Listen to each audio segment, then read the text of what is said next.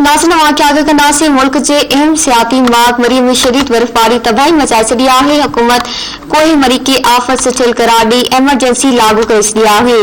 मरी में बर्फबारी जो मसो वठण लाइ लखनि जे अॻु में सियाहत जे पहुचण सबबि हालतूं संगीन थी वयूं। बर्फबारी सबबि रोड रस्ता बंदि थियण ऐं ट्रैफिक जाम सबबि हज़ारे शहरी गाॾियुनि अंदरि फासी पिया। सीएमए गाॾियुनि में गैस भरिजण ऐं वण किरण सबबि केतिराई सियाह फौत थी विया।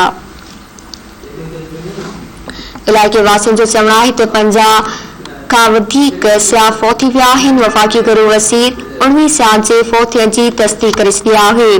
पाक फौज जे पंजप्लॉटॉन्स पारां शहरनि जी इमदाद ऐं खेनि महफ़ूज़ हंधि मुंतक़िल करण लाइ कोशिशूं जारी आहिनि।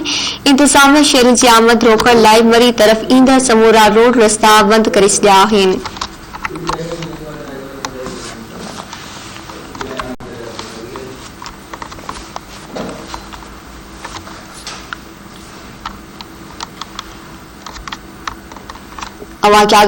मुल्क जे सियाती मार्ग मरी में शदीद बर्फबारी तबाही मचाए छॾी आहे। हुकूमत कोहे मरी खे आफ़त सथियल करार ॾेई एमरजेंसी लागू करे छॾी आहे।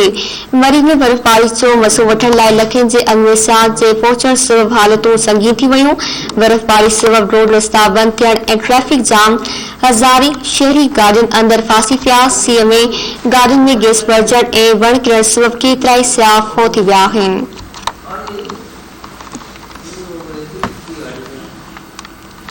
इलाइक़े वासियुनि जो चवणु आहे त 50 खां वधीक सियाह फौत थी विया आहिनि। वफ़ाक़ी घरू वज़ीर 19 सियाह जे फौत थियण जी तस्दीक़ करे छॾी आहे। पाक फौज पारां शहरनि जी इमदाद ऐं खेनि महफ़ूज़ हंधि मुंतक़िल करण लाइ कोशिशूं जारी आहिनि। इंतज़ामिया शहरनि जी आमद रोकण लाइ मरी तरफ़ ईंदड़ समूरा रस्ता बंदि करे छॾिया आहिनि। मुल्क जे अहम सियाती मार्ग मरी में शदीद बर्फबारी तबाही मचाए छॾी। हुकूमत कोहे मरी खे आफ़त सथियल करार ॾेई एमरजेंसी लागू करे छॾी आहे।